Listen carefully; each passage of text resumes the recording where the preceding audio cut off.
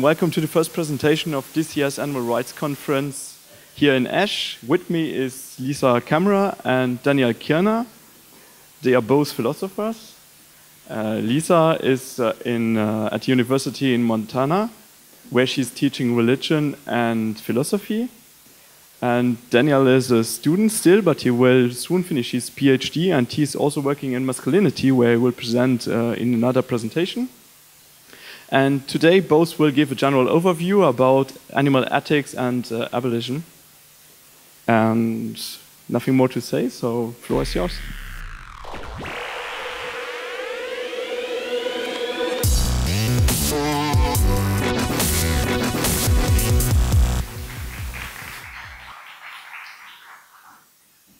If I talk too fast or not clearly enough, please, how about the peace sign? Right? So I need to know. So I'll be trying to look out there and notice. I'm also supposed to stay in the light and not wander around too much. How am I doing so far? Right, I'm back in the light. So just let me know, please, if you can't understand how I'm speaking. I'm here to remind us all of the grounding of what we're doing, which is in ethics. And I think we tend to forget that. We're fighting for the animals, and animals are the center of our world. But behind it all is ethics. So I'm going to talk about the 4 foundational theories that this comes from. And whenever we hear the word theories, we grab our pillows. Try not to fall asleep just yet. The theories are actually very interesting. So while philosophers often seem to be irrelevant, and I will certainly embrace my irrelevancy, but ethics themselves are very relevant to what we do. So I'm going to try to give you some of that background so that hopefully ethics will be, you'll understand how ethics is important to what you're doing, to what we're all doing, and can use it more overtly, more knowingly. How am I doing for understandability? Pretty good? Okay. All right, that's good. All right, so utilitarianism is probably the best known moral theory. It's the one that Peter Singer used. It's what opened up the issue of animals to the world in the 70s. It's seen as the foundation and the starting of the modern animal rights movement. And utilitarianism simply says that you want the greatest good for the greatest number. It's utility, right? That's the meaning, utility. So what it brings about is what matters. So you want to bring about good. And good, of course, can be described in different ways, like happiness. And of course, what Peter Singer focused on is sentience. Suffering. So the idea is that if you're causing suffering, you're harming that good. The utility factor is lowered if you're causing suffering. Right? Does that make sense? Simple enough? Okay, so that's utilitarianism. The other main theory, this idea that you want the greatest good for the greatest number, the utility value of choosing your moral action. So remember, ethics is about choosing what you ought to do. So what you ought to do in utilitarian ethics is you ought to choose that path which brings about the greatest good for the greatest number. With regard to Peter Singer and most of what we do, that's reducing suffering. Deontological moral theory focuses, one of the main focuses there is rights theory. And rights theory, in this form of ethics, you say that there are reasonable grounds for ethics out there, and we have to use reason. We have to use our rational thinking to apprehend them, to know them. And then through that, we know what we ought to do. So, for example, if we look at human beings, they like their freedom to move. They don't like others to force them to do things they don't want to do. So you can figure out that there's just certain things about being alive that we all want. And that those, therefore, should be granted, because inasmuch as I don't want my freedom taken away, you probably don't either. So rights theory is about a stop sign that says, because I am who I am, I'm a subject of a life, to use Tom Reagan's words, a person who can be harmed if you take away my freedoms, or prevent me from having food, or whack me with sticks. That harms me. That makes my life less good. So rights theory says there's a stop sign that says you can't do those things to this type of being. So human rights said, these are the human rights, these are the things you can't do to people.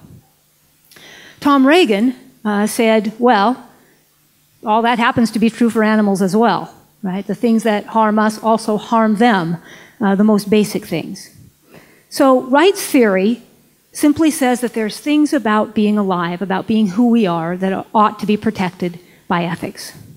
Reagan simply extended that, just as Singer extended this idea of suffering and utility from human beings, including animals. Reagan included animals in this notion of rights. That's why this is the International Animal Rights Conference. So the words are used. How many of you use sentience when you talk about animals and the issues that you deal with? How many of you talk about feeling and suffering? Do any of you use that? Yeah, almost all of us do, right? That's right out of Singer's work. And how many of you when you talk about it, you talk about animal rights? How many of you use that phrase? Okay, again, that's Reagan, that's Tom Reagan. The biggest philosophers, the biggest theories, they're foundational. Now, there's one called virtue ethics that is less relevant. All I want to say about virtue ethics is it goes way back to hundreds of years earlier, back to the Greeks, Aristotle actually. And he said there's virtues, there's things in us that are good. And he said that those things, you can make a list of them: integrity, honesty, humility. One of them is compassion. So whenever we talk about compassion, how many of you talk about compassion? Kindness? Yeah, right? It's right out of virtue ethics. That's the grounding. That's why we know. That's how we can say in using argument, these are things that matter, and the philosophers can back it up. And most of us don't know the arguments behind it. You can look them up. They're out there. It's in the moral philosophers tend to be boring to read, but the essence of what they're saying is important and good. So virtue theory would be the third one I'd bring up, that there are certain parts of us, attributes, virtues, that we should foster. And one of those is kindness. And that, of course, then leads to treating the animals differently. The last one I want to mention is called social contract theory. And I'm really not even going to talk, well, all right, I'll talk a little bit about the theory itself. The theory itself says human beings live in a state of savagery unless they get together and make some rules. Right? We're grabbing, snatching, greedy, fighting little beings. But if we make some rules, then we're all happy. Then we say, oh, okay, so we're not going to take things from each other, and we're not going to go around hitting each other, and then we can live peacefully in community. That's kind of what contract, the idea is that we signed a social contract in the sense of how we're going to live together, and it makes it easier for us to live well together. Now, the best part of social contract theory is this little clause, and it's what I'm after. It says that if that contract is broken, then we have a right not to follow the laws of the state. So, for example, if the state or the powers that be don't grant you the basic things that you ought to have, and they maybe give it to other people and not you, or they're doing something against whatever contract you've formed, then civil disobedience or objections, various forms of objections, can be justified. So what I love about social contract theory is it actually explains to us why it's okay for us to break laws and be angry and do things that others wish we wouldn't do when somebody infringes on some basic, well, we can use the word rights. The basic decencies is the word I'd like to use to stay away from any one theory. So social contract theory explains to us why some people will go around and break windows and smash computers to try to stop the mechanisms that are doing something so flagrantly wrong. If the contract is broken, it's broken. And then those who are oppressed don't need to follow it. In our case, we're stepping out on behalf of others who are oppressed. All right, so that's the four basic theories. Now, we live in a time and a place where relativism is common. Relativism means, I'm guessing many of you know, it means that it's when somebody comes up to you and say, well, you think you shouldn't eat animals, I think we should. Okay, you come from a different place, you think differently. We can agree to disagree. Nothing irritates me more than agreeing to disagree. It's all in the discussion. Ethics isn't about apples and oranges and which one you like better. Ethics is about using the theories to explain, to look closely at the situation and decide what you ought to do. That's the grounding of ethics. And presumably that's what we do, right? No one in this room says, well, all right, that's your choice, my choice. You eat what you eat, I eat what I eat. You like to buy products and things that have been used, animals have been exploited to produce them, and I don't, and it's all the same. But it's very much a trend in our culture. Am I right that that's also as true here in Europe as it is where I come from? You guys relativistic here? People will say, do we agree to disagree and blah, blah, blah? Okay, good. All right, so to me, that is the most important thing about ethics. We can understand how to say what we need to say so that people won't say that to us. Whenever someone says to me, let's agree to disagree, I will say, no, let's not. Let's talk about these arguments. Let's look at some of the basic factors that we all agree with. And you don't even need to mention the word theories, right? When you're talking about sentience, you're using utilitarianism. Forget utilitarianism, talk about sentience. Forget talking about deontological theory, talk about rights. Whether you're talking about sentience or rights or kindness, virtue, people will understand them. If you say to someone, well, basically, do you think it's all the same whether I'm cruel or kind? Really, what are they going to say? Not many people will say, well, it really doesn't matter. You have your ways and I have mine. If they do, whack them with a bat and they'll change their mind. Right? That's the basic of it. None of us really wants to be mistreated. So even if we're willing to use our words in a way that makes others think we don't care whether or not people are kind or unkind, at the end of the day, we all do care. None of us wants to be oppressed or mistreated or exploited. All right. So relativism is the enemy of our work. Ethics is the foundation of our work, even if we don't know about it. It's there giving us the tools that we need to fight for animals. And it is why I decided to be a philosopher, was because I wanted to fight for things that I cared about. And I could see where those arguments came from, and I wanted to understand them, and I wanted to use them. So what this means, I would say for all of us here, relevance, relevance, relevance, relevance. To me, talking means nothing if it doesn't go somewhere. I hope that you will understand the theories well enough to know that what you're saying is absolutely grounded in hundreds of years of moral theory. You're on the right side. And you can always use arguments to defend your point of view. And whether or not you know you're using theories, you are using theories. You'll be able to do it a little better if you know a little bit more about the theories, but it's not essential. Always take a stand, and when you need to, and if you need to, do look at the theories so that you understand them well enough that you can argue better on behalf of the animals. With that, I'll turn it over to Daniel, and he's actually a sociologist. We'll give him a chance to give you some wonderful stuff. Thank you.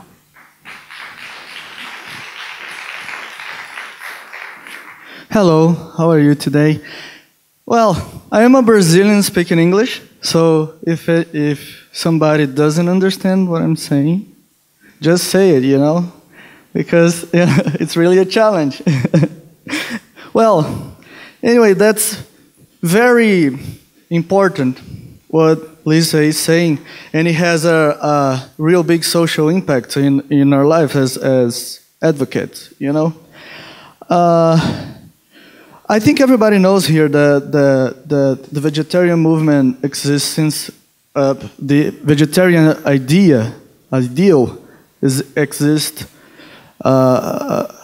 since the classical cultures, you know, in classical philosophy. But in the 20th century, in the 60s, there was a huge boom of vegetarian and environmental advocacy. So we have a foundational work that everybody knows here that shaped contemporary animal advocacy, which is animal liberation from Peter Singer, you know. And afterwards we have the work of Tom Reagan, like Lisa mentioned and all, and these were very important. It's very important to talk about this here in Luxembourg, because for the ones who doesn't know that, Luxembourg is the proportionally the biggest meat eater in Europe. You know, the consumption of meat here is like 108 kilos per person a year, and this is one of the biggest consumption in the world. One of the biggest consumption in the world. So, and we are having a vegan conference in a place that used to be a slaughterhouse. So this is a huge sign that the world is changing. I prefer to see the way, you know. So these theories, they brought the animal cause to another level. But in the 60s and the 70s, people were asking why animals are relevant or why the environment are relevant. So what this work expresses to us is like, oh, we have to care about animals because animals have this, and that.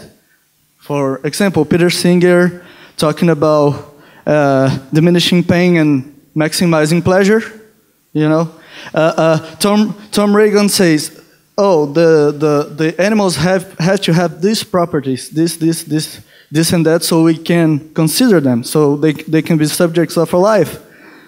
But if you compare that with what we have in other social movements, you're going to see that it's quite different, you know? Because the other social movements kind of have a voice of its own. They can speak for themselves.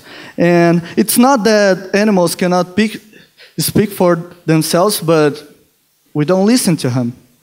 Because, you know, we have a big convention, a big language, we have a way to communicate with ourselves, which is, Derrida would say it's a way to give power, to administrate power among ourselves, you know, because we have language, and though we have power. So, what's the big difference between other social movements and veganism? You don't hear people from the feminist movement or the black movement or, you know, Marxists saying, oh, you have to be kind to us, you know? Oh, I don't want any rights. I want you to be kind to us. I want rights that will make you treat me better. Actually, you don't hear that much because people usually say, I don't want you to have privilege over me. I don't want you to have some social status, and I don't. I want our relationship to be more equal.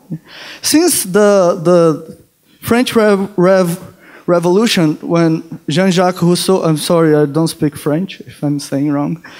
Jean-Jacques Rousseau's talk about fences. Did you ever heard Rousseau talking about fences? At the time we start building fences, we started to be violent to each other and distribute power in an equal way. And what are these fences? They are a symbol of privilege.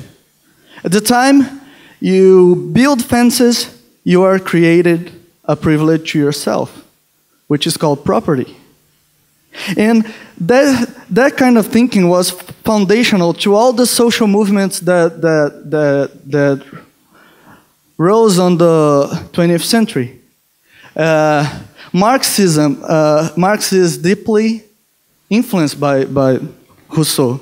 He says, okay, there's a deep conflict between classes, you know, because one class has all this industry and all this equipment, and because they have this equipment, they can steal work from the poor people. Because people have work, and work is the biggest value in society.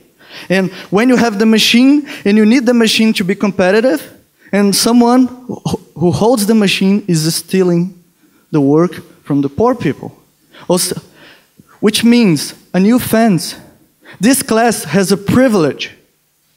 And this privilege is dictating the lives of everybody. You know? And what happens with feminism? It's based mainly on the same premise.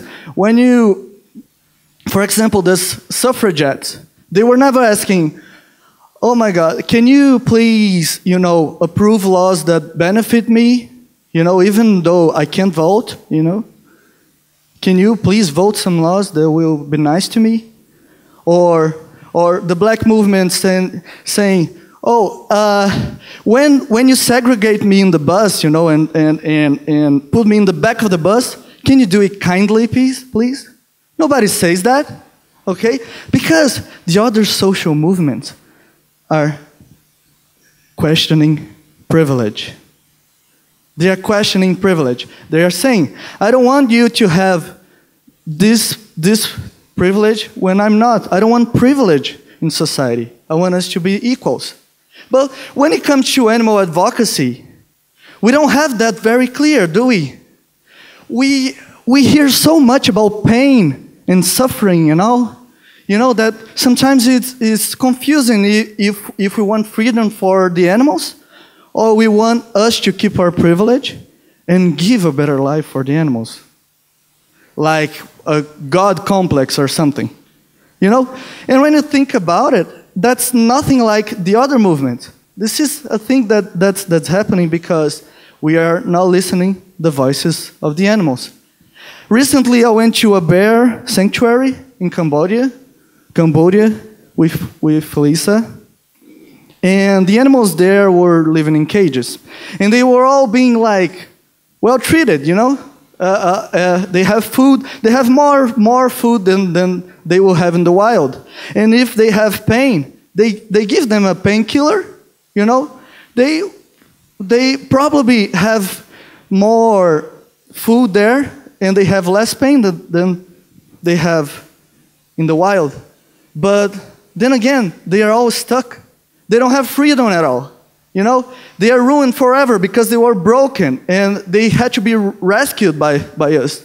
They can't go back to the wild. They can't at all because, they don't have the tools necessary to do it. So we took away their freedom. That means they will have more pleasure or less pain in the wild? No, it doesn't. Because they have everything there except for freedom. But nobody in a sane mind would trade for freedom for a painkiller. So we came to a point where we can see the real relevant difference between abolitionism and welfarism. What is abolitionism is about? It's not so much about giving pleasure or interfering or relieving the pain of the animals. I think abolitionism is to give respect and dignity to the animals. And that's the most important thing. So make them capable to live their own lives without depending on us. Because depending on us is a really bad deal. And then enters the pain, and then enters everything that is wrong with our relationship, because we create a dependency on them. So, I was kind of lost, because I wanted to study animals, but nothing actually filled me. And then I found feminism. And then I get to discover that to me, feminism and animal liberation are two faces of the same coin, are kind of the same thing. And why is that? Because feminism is all about deconstructing yourself first. You be naked of your gender roles, your established gender roles, and then deconstruct society from within. Create a new society based on your own this deconstruction. In some, is about questioning your own privilege, breaking down your own fence, so you can break fences that are holding others. So, feminism goes by a thing called the vegan feminism. It's strongly based in a thing called the ethics of care.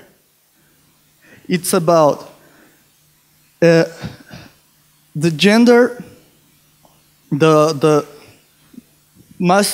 masculinity. Men are raised to behave in a predatory way, to dominate, to conquer, to have privilege, to use force, to achieve a social position. And women, they are trained to take care of men, to live happiness through others. That's what society teaches them. So, feminism is starting to take this care role of that is taught to women, to take this for itself, feminism is taking it for itself and resignifying and saying, care is the way to save the world.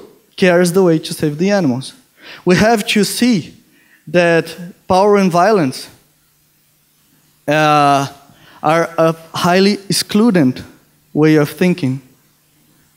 So when we live and we renounce our privilege to care for the others, we reach for a more just society.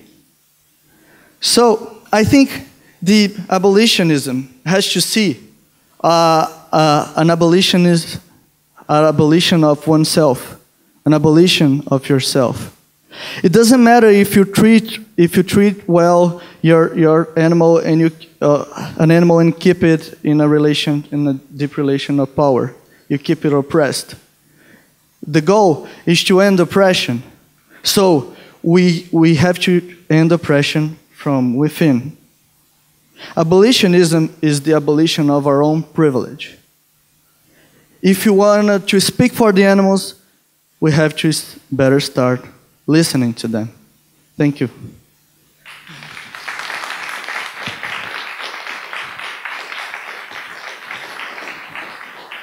Thank you very much. Are there any questions?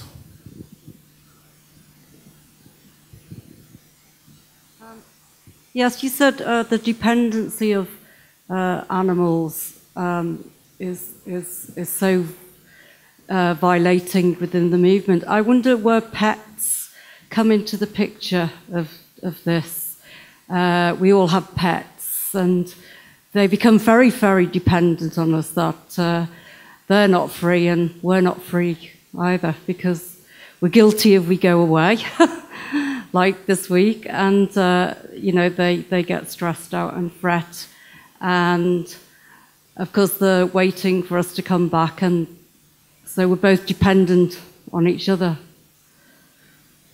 So pets in the bigger picture, really. Well, pets are oppressed.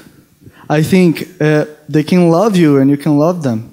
I believe that. And I think it's necessary because, you know, seeing the current situation, you know, we have individual lives to save, you know, it's like sanctuaries. Sanctuaries are not the solution, you know.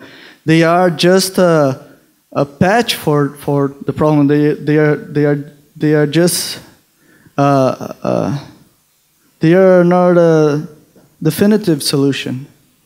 You know, they are a transitory state. So when we go to a sanctuary, it's very important that the sanctuary educate people about our situation with animals, because that's way more important than that's the most important thing. You know, because if that doesn't happen, the oppression will go on. You know, so I don't think people shouldn't have pets or shouldn't have sanctuaries or shouldn't have anything. You know, they should have, but this is only this is not a permanent solution for a sick society. You know, so we have to rethink our relation with our pets and with our sanctuaries every day, and that's what I think. More question? Oh.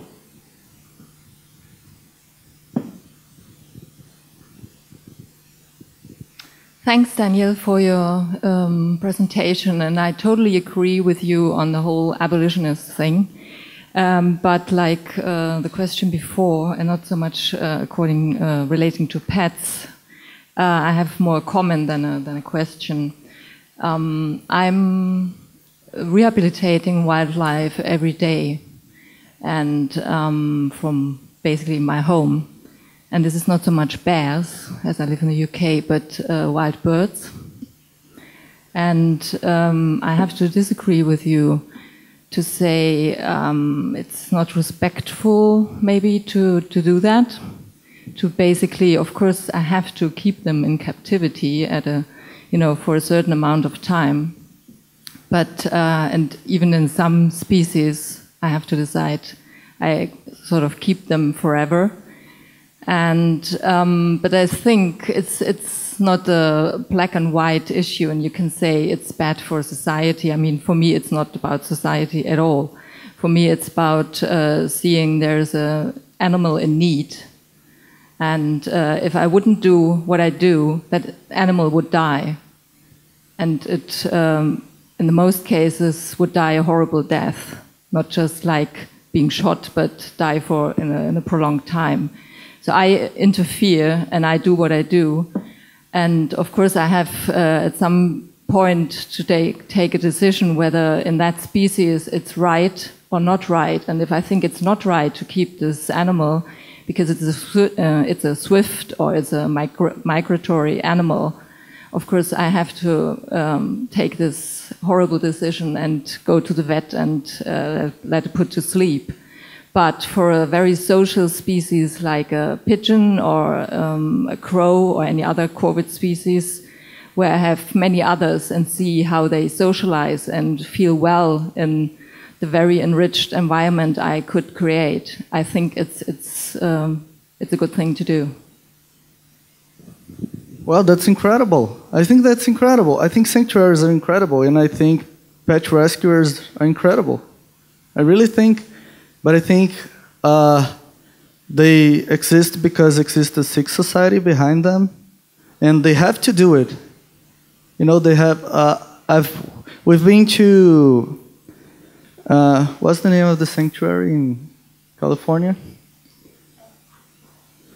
No, the other one. Best Friends Sanctuary in the United States, in Utah, and there were birds there, you know, and there were some birds that they were so depressed that they were eating their own feathers, and you know, and there they were way happier than they were before. But some of them will never fly again. You know, we are picking up damage. And that only exists because we have to pick up damage. You know, in a way, we have to establish a more secure, I would say, environment to them, because we are the danger. So I think it's wonderful what you do, and it's wonderful what everybody does, but it's sad to live in a society where it has to be done, I would say. That's a good answer. I just want to add that with regard to farm sanctuaries, most of the animals, the ones that we get from experimental use, experimental exploitation, food exploitation, those sanctuaries hopefully will no longer exist someday. Done.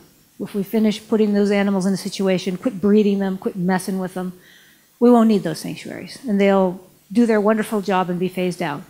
Working with wildlife is very different. We are still going to hopefully always manage to have some wildlife, some wilderness and some wildlife. I don't always trust us on that, but it would be best if we did.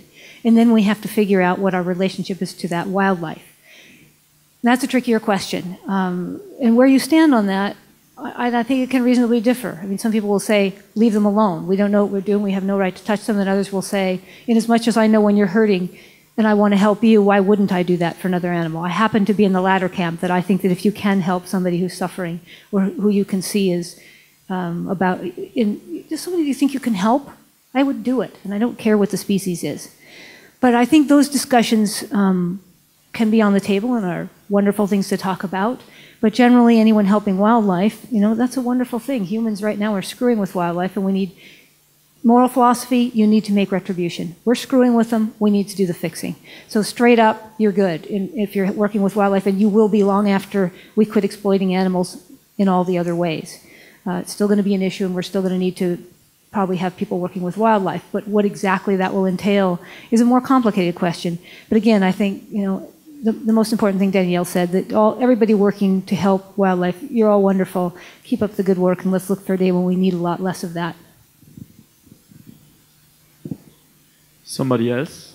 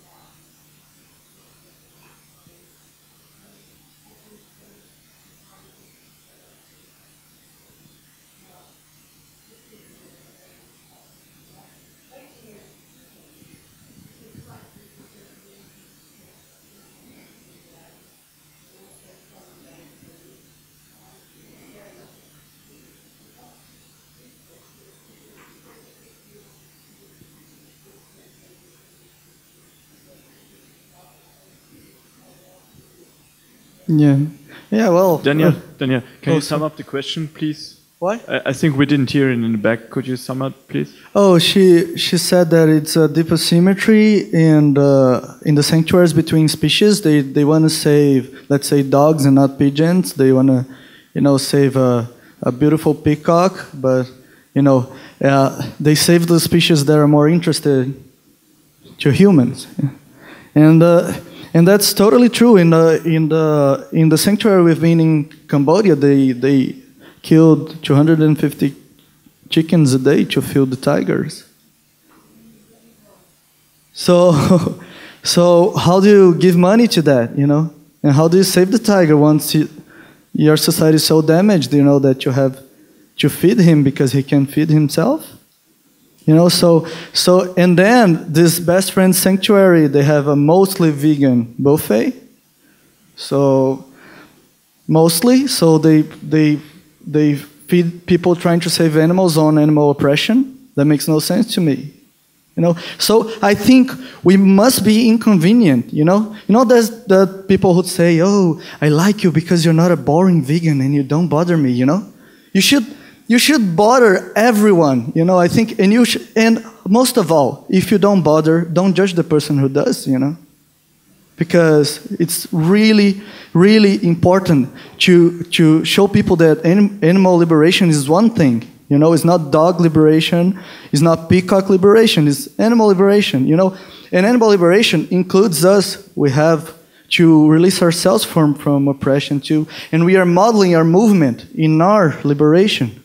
So it's better be a better liberation, not a selective one. Yeah, great comment. Thank you. I have one more thing to add to that. Just one moment. My response to that is, granted, sanctuaries are... I'm a philosopher. I can find a problem anywhere. I can suss it out. I can use reason to show why it's wrong. And sometimes it will drive me nuts. And feeding carnivores is one of them. This drives me nuts because it's a moral conundrum. But then I love moral conundrums. That's what I do. But let me just say this really clearly. There's going to be problems in everything that we can find and use reason to pick at. Please, let's turn our energy. Let's talk about those. Absolutely. We want the dialogue on the table. But let's not forget who the real enemies are here. And let's not put our energy too much into fighting with each other when there are so many problems out there that we need to solve.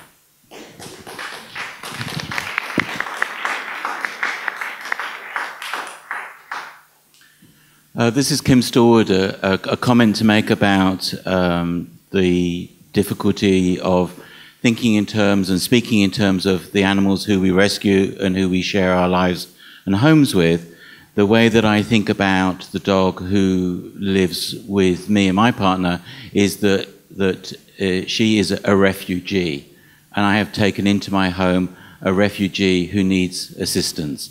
She's not my pet, and she's a refugee, and I give her a sort of political classification of that class, and I think that's a good way, for me at least, how I like to think about the animals who we rescue and who we share our lives with. That's a great comment. Have you guys heard about a man called Ota Benga?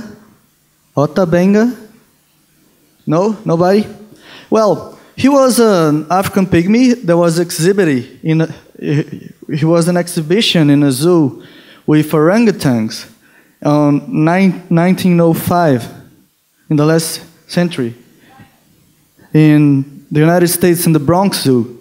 So he was exhibited there with the monkeys as like a subspecies of human being, And then the black movement in the United States arose great amount of attention to that, and they took him off the zoo. And then he went to many foster homes, and he couldn't adapt, and he ended up with a very nice family in Virginia. But he couldn't handle it living in the United States, not coming back home. His whole village was destroyed. His family was killed. He has nowhere to come back to. So he shot himself in the heart in the age of 32, like just 2 or 3 years after he was exhibited at the zoo. And that you said now, it's relate deeply to that, you know, because he was a refugee for the rest of his life. He lost something that he can recover, and he will never get respect in a racist society that could see him, visualize him as a zoo exhibit. So what we think is that must happen to many animals. You know, animals who are once exhibited, they really can go back to not being. They are a refugee for the rest of their lives. So beyond, you know, well-being and beyond, you know, spreading good for the animals or avoiding pain or all that, you know, we have to rethink our parameters of respect to the animals, and because what we steal from them sometimes never come back. You know?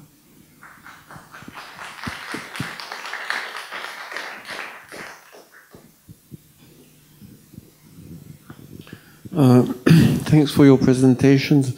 I'm sorry I missed a large part of the first one, but I think I got an idea from it that was something that you were encouraging more inclusiveness within the movement. And the problem, I got a bit the opposite impression from the second presentation by Daniel. I want to say that I disagree quite strongly with your ethical premises, the idea that freedom is in some way the greatest good and trumps all other goods such as well-being, happiness, freedom from pain, and getting things we want and things like that. But I think it's something that can be debated, that lots of people have different opinions about that within the movement.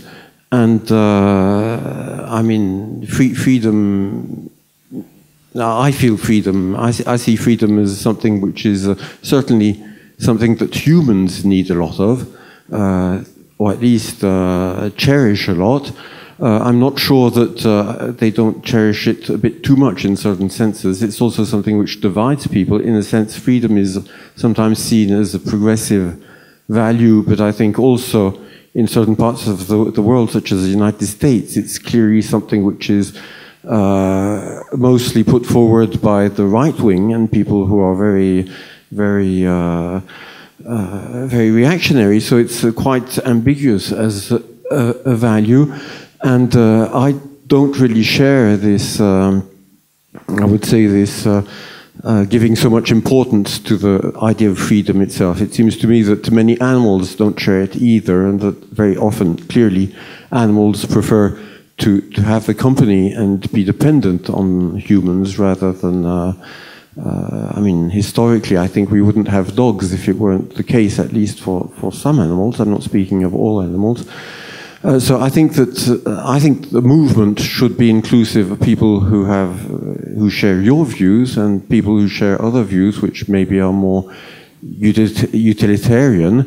And I also think that the idea of care ethics, I think, isn't really going in your direction in a sense, because care ethics is more caring for other people, not just standing back and taking your hands off, as it seems that you are encouraging, respective to animals. I think it's also very important for us, for instance, to take into account the problem of the suffering of wild animals, and that there is immense suffering in the world of wild animals. And I think that as anti-speciesists, at least, I think that we should have see ourselves as having a duty to do something about it, and not just say, well, they're free to do what they want and kill each other and harm each other and make each other suffer. Well, I went to a conference from an organization in the United States, and there was a guy presenting there, and he was like, he was not a vegetarian, he was in an animal conference, and somebody asked him, what do you think about this lab meat that's going on? That people are going to do meat in labs and not use animals to do that. And then he said, oh, that's too expensive. Let's just fabricate animals who don't feel pain. And then I was thinking about it. I was about to ask him, but the time was over, and I was about to ask, oh, so let's fabricate women that like to be abused, or children that like to be beaten, or something like that. He's not willing to respect the animals. He just wants to maintain his own privilege and carry on, you know, in a way that bring peace to his mind, you know. And what I think is that it's vital to us to have respect for the animals and to question our own privilege. I never suggested that we should stand passive and watch the world happen. It's the opposite. The greatest amount of power, you know, every data that you gave show this. The greatest amount of power over nation resides with us. The animals doesn't stand a chance against our power to oppress and dominate. You know, in a social way. So we need to question our privilege, you know, and change and not stand off and see saving the animals as this external thing, you know, like people who save dogs and eat chicken, you know, like, because the most important thing is to have respect for the animals so they can make their own decisions, you know, because we do a crappy job deciding for them. You know, it's simple as that. So I think it's more fair to them to make them, it's my point of view, to make them make their own decisions, intervene less in nature, because if all the ants in the world die today, the system will collapse. If all the humans die, the other species will thrive. So that says something about us, you know? So I really think it's a question of freedom, not for us, but it's a question of freedom. And it's a question mainly of respect.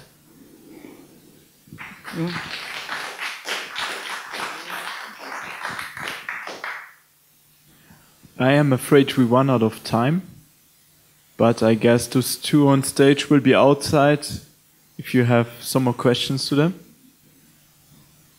Thank you. I want to say thank you to Heiko. I forgot to say thank you. Oh, yeah. Thank you, Heiko, for the opportunity, and this conference is amazing. Enjoy it. Thank you.